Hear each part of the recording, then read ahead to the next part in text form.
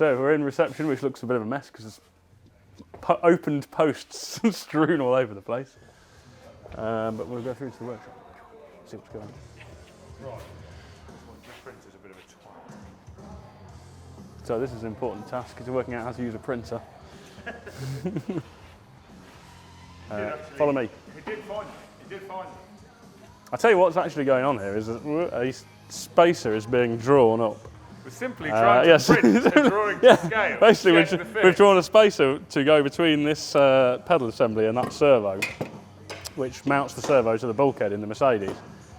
And we just want to print it life-sized to check the whole spacings are correct. Can I grab a couple of nuts and bolts? That's where the errors are coming in, is the printer's not working.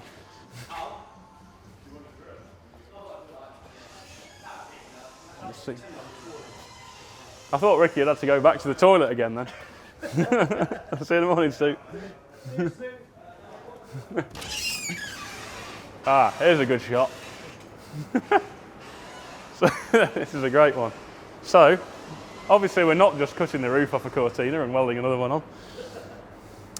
Yes, that is exactly what we're doing. The donor car's not even in here anymore, is it? Is that outside?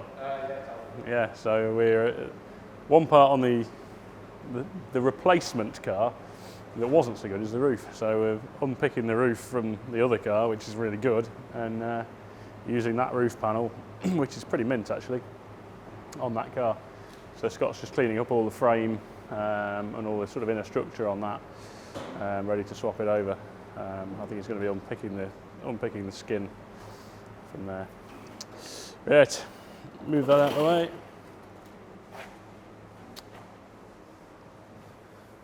We won't bother talking about that because we know where we're at with that. And there you see the rarely spotted bodywork man, Gary, in his native environment. Hunting and prowling for food. So it's the lesser spotted bodywork man in his natural environment. Sandy. Dusty Springfield. So the Chevette is a rally car we built, when did we finish that? 18 months ago, 2 years? More than 18 months, yeah, nearly 2 years ago. And yeah, the owner's absolutely over the moon with it. He's done track days, he's done hill climbs, he's done rallies, which is, proper stage rallies, which is what it was built for. He's done 7 full stage rallies in it, never not finished. Which, to be honest, even we're surprised by. To build a motorsport car straight out of the box and it not go wrong at all within all of that 2 years of competition is amazing. But the last time out, he got caught up in a bit of an accident. Somebody went off in front of him, threw a load of tyres over the track, and he couldn't really avoid him. And he was pretty much, he was doing 6-figure speed, definitely. So it launched the car, bent the wishbones, bent the steering arms, broke all of the front bodywork, side skirts, wings, front bumper. Didn't damage the shell, the actual structure of the shell, thankfully. So we've had this back. We got this back on the first day back, which would have been the 2nd of Jan. What day is it? What date is it today? It is, the 17th. 17th. So we've had it 2 weeks, haven't we now? Yeah. So it's about 2 weeks into rebuilding everything, doing all the bodywork. Gaz is working on a spare set of wings as well. We've already prepped and painted the front bumper and wings. Repaired all of that and the skirts, but we're doing a second set, so he's got another spare set, and that's been re-engineering the front suspension arms. So if we come back this way, I might be able to find some of those bits. Possibly not, looking at it though. Oh, I know what I was going to do. Let's go this way. This way. Something we've not really shown very often. You've probably seen clips of it here and there, but in here, seemingly going into the toilets, but not, is some of our more useful equipment. So this is our CNC plasma table, which has obviously been used very recently. Adam was cutting something out on this earlier. It's quite interesting. You can see from the blanks the history of what we've been making recently. These are actually parts for an armrest that we're making for a seat, so the side profiles. I don't even know what the stuff on there is. That looks like it was probably folded up to make a cross member, I would say, that shape there. But that's a useful bit of kit. And then obviously the 3D printer, which isn't in use at this exact minute, but pretty invaluable. I mean, if on just the latest Utah episode, you'd have seen the steering arms being made on that and a dummy inlet manifold being made. So that's an incredibly useful bit of kit. Right, that's that sneak preview. Back out here.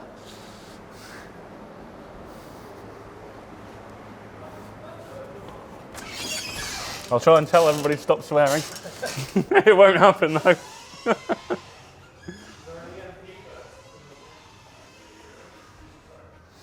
That's Ricky, that's the door slamming in Ricky's face. Well, you come back. Wellity. Doing exactly Excellent. But there's 3 people now. Perfect. Where are the Chevette arm parts? Ah, here. Down there. Here we go, let's have a look at these. So, I will get you a if I can find a bent wishbone, yes I can. Let me get that out of there.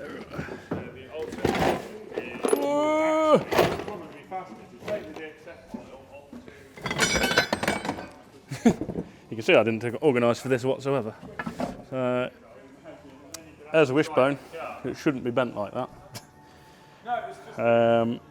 And to give you some idea of the forces that were probably involved, the steering arms, that one is actually slightly bent. If you look at that distance there, and then look at the same on that one, you can see how much that steering arm's been bent in the accident. Yeah, it's amazing. So we're redesigning these lower arms, and that's been doing all of that.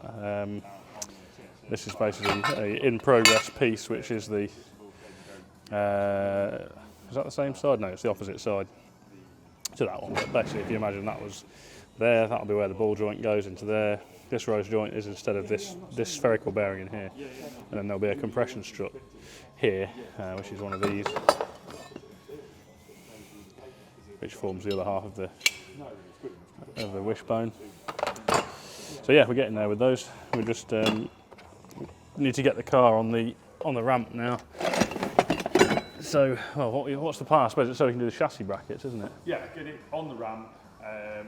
The chassis brackets have got to be welded in where the original rear wishbone mount was, where that bit went. There's a channel section on the chassis. Going to box that in at the top and bottom with that. Yeah. That bit with the that's just a temporary spacer to hold those plates at the right separation. And captain nut welded on there. That will weld up inside the chassis, and then the rose joint goes in there flatways on the rose joint that's on the end of that bit. That then will sit at that point in the chassis, and that will be the other half of the wishbone. Go up and down and do suspending. And hopefully not break as easily. Yeah. We'll put a mic on that next time, won't we? Yeah, I reckon your bellowing voice will come across on mine, so we'll be all right. Right, yeah, so we're going to have a quick look at these.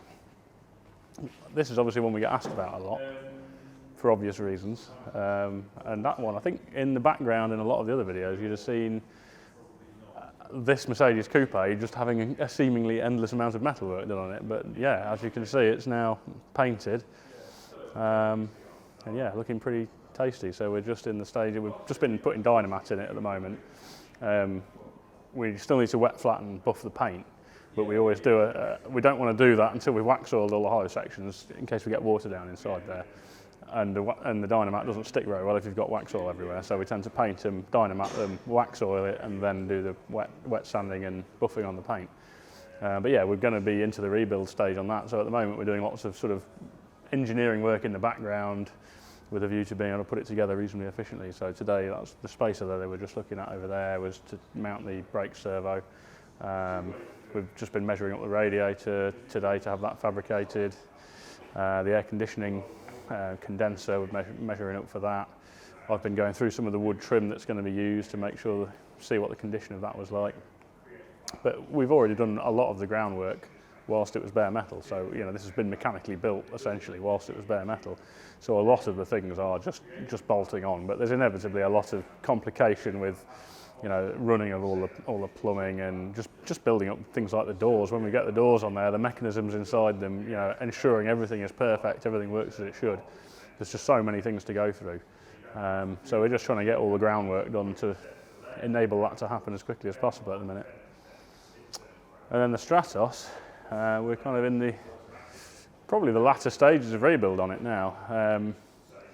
This one is probably most impressive if you come round the back, because it's going to be a fairly busy engine bay on this one. As you can see, it's an Alfa Busso V6, 3.2 V6, which we've completely rebuilt and put an Eaton supercharger on it, which has been a lot of engineering. I mean, particularly all the drivetrain, this whole billet machine piece here, which supports the tensioner pulley and the idler pulley on it, and the way that kind of fits in around all of the rest of the belt chain. There was a lot of work involved in that. Crank pulley, obviously a custom crank pulley as well with the charger belt drive, and then the mounting of the supercharger itself. And then we've done a water-to-air charge cooler on the back. Here we wanted to keep the chrome pipes that run from the inlet plenum into the engine itself, because they're just a really iconic feature of the Alfa engine. So we've designed this charge cooler so it will use a modified version of those chrome pipes, so they're still there visually. Charger, obviously this is the outlet from the supercharger which comes round into the back plenum of this charge cooler unit. So we're just kind of in the state. We've got to finish off this. We've got a top plate to go on here and a union on the end and a cap to go on. We've just been mocking up the lines for that. That one will go on to the end of there. These are the water lines which run to radiators in the flanks. So both sides there's a small radiator with an inlet here, which is not originally part of the bodywork on one of these. We've put those in, and they exhaust out through the top of the clamshell. And they then cool the water that's in that electrically fed circuit that's separate from the engine's coolant to cool the charge temperatures. Because these chargers, although they're incredible in terms of the instant sort of power delivery, they do generate a lot of heat. So getting that heat out of the system's quite critical. And then we're running fly-by-wire, so that's a electric throttle actuator over there on the inlet, we've done a nice sort of billet machined inlet piece there to connect that to the supercharger inlet. And then electronically we're running it all from a suite of electronics from a company called Life Racing. So there's a Life Racing engine ECU which will take all of the engine data, obviously do all the work to run the engine itself, and then that communicates with the dash that we've got on there, and all the car's electrics are run by a power distribution unit, and all of those devices talk together. So for instance, we can bring up any of the engine data on the screen. We can also look at the PDU information on the screen, so we could look at what current is being drawn on any individual channel on the electric system. And the controls for the electrics, as well as the stalk controls, there's this keypad in the door here, which will control a lot of the electrical systems on the car. And all of these devices communicate via Ethernet or CAN. So there's literally, like the keypad for example, there's two wires that allow that to communicate with the PDU, and then just a power wire and a ground wire. So there's literally 4 wires to that unit, and yet it can control 32 channels of outputs on the PDU. So it's a pretty decent, pretty impressive electrical system we've done on it. And then there's been some amazing packaging work to do on it, alongside this very fetching race seat we've put in it. We've also got an audio system in there, which is not something the average Stratos build has the challenge of fitting, but we have managed to do it. We've got a false floor on the passenger side with an active subwoofer, slimline sub under it. The bass drivers sit in a panel underneath your feet behind the pedals, and then the mid-range drivers will sit in the dash here, tweeters in the top. We've got a JL Audio head unit, which is a marine market head unit, so it's not a normal DIN-sized unit. But then obviously, because you can't reach that, you have to control it from somewhere. So we've got the remote control for that unit built into a pod in the roof up here. So you can control the audio easily and everything falls to hand. You've got the keypad in your right hand, the audio controls near your left hand, and obviously the stalks, which are in wonkily at the minute. So yeah, it's going to be it's been a challenging build in a lot of respects. A huge amount of engineering on the engine side of things.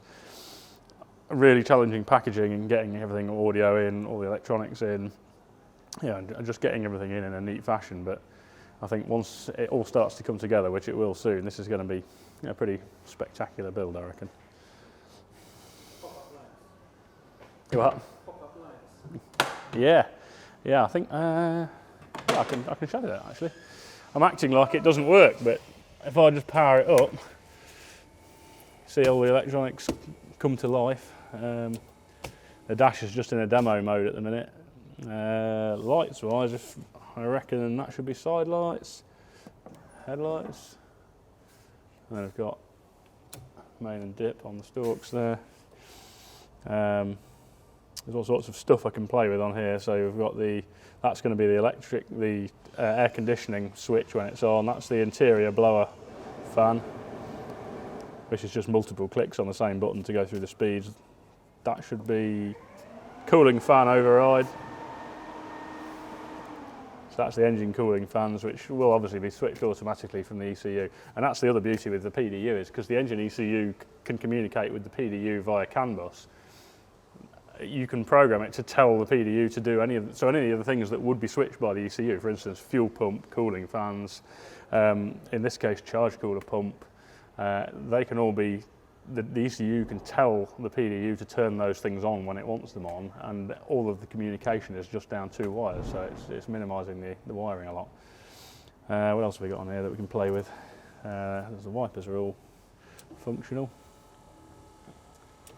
And another beauty of the PDU, there's a screen wash on it. I haven't actually got the final labels on it. I think that's screen wash, yeah. So screen wash, for instance, it's just a programming detail to make the wipers go at the same time, and I can program how many seconds I want them to wipe for when you do the screen wash.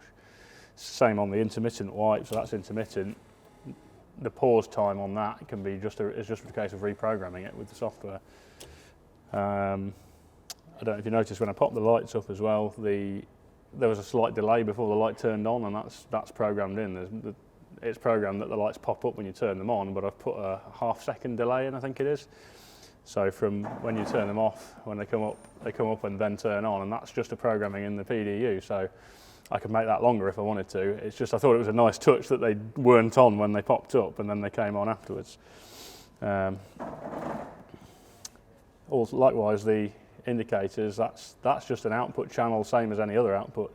You just program in that you want it to flash on and off. So I've got a half-second on, half-second off programmed into that, but that could be any delay if you wanted it to be.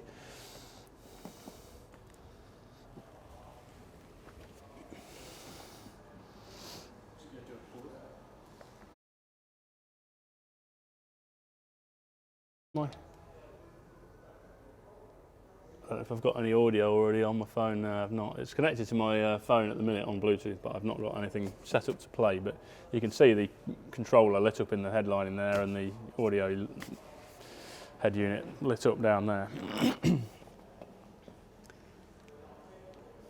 It all looks a little bit slapdash with everything just roughly in at the minute, but we're just kind of getting all the systems functioning now before they're in for the final time, so we don't want to be taking everything apart again once it's all properly in for the last time.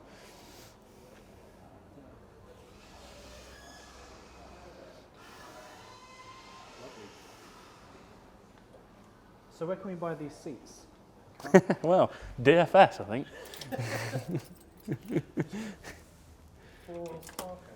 Yeah, I don't know, that late 80s, early 90s looks all the rage, so maybe we're onto something there anyway. I think that's it really, isn't it, for the minute? Nice little poke around at a few things. I don't know about going upstairs, or should we just go upstairs now in this? Yeah, it's an add-on. Let's go see Dean. Let's go see Dean, if anybody else is up there. Let's go and pester Dean. I tell you what, we can see the new mezzanine. We were building that last time, weren't we? Lots of hammering going on. Yeah, I imagine. Right.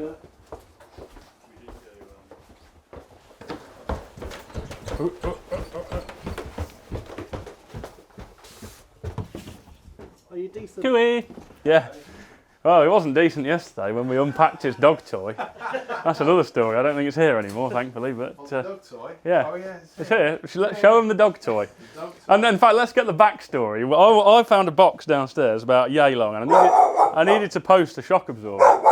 So I brought it up to Dean, and I said, "Can I use this box because I need to post a shock absorber?" And he was like, "Yeah, I'll just take out what it is." Rips the box open, and inside it is that.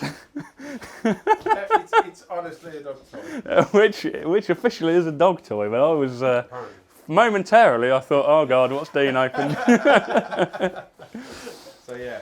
So yeah, this is now this area now is basically largely design studio and the actual sewing area for the upholstery. This incredibly untidy bench here is where I've been routing through colour samples, because at the moment I think we've got 3 cars where we're trying to decide colours for, not only exterior colours but interior, wood. I mean, the Mark.2 Jag, we're looking at wood samples, trying to get the leather colours, and then he's thrown a spanner in the works and is now talking about it being green, not blue, so there's a slight change. And the same way, the Mercedes down there was going to be really dark red / black, the same as the first car, until basically the day we were painting it, when he just rang up and said, as I was telling Gaz that we needed to buy the paint, he messaged me and said, what do you think about doing it a different colour? So this is now where the dirty work of the interior shop gets done on the mezzanine. So we're just working on some seats at the minute. We've been designing an armrest for the seats in the Kaiser Mercedes as an upgrade on that, and because the same seats are going into the Mark.2 Jag, we're going to be building 2 of them, so because he wanted an armrest as well. So yeah, that's what's underway at the minute, and then Dean's been patterning the seats for the blue Mercedes Kaiser 2, so we can just testing out the patterns basically with vinyl. That's what he does first, just to do a test run on it before we commit and do it in leather. But we still need to decide the leather colour, although I think we're pretty close on that one. But yeah, that's what's going on up here.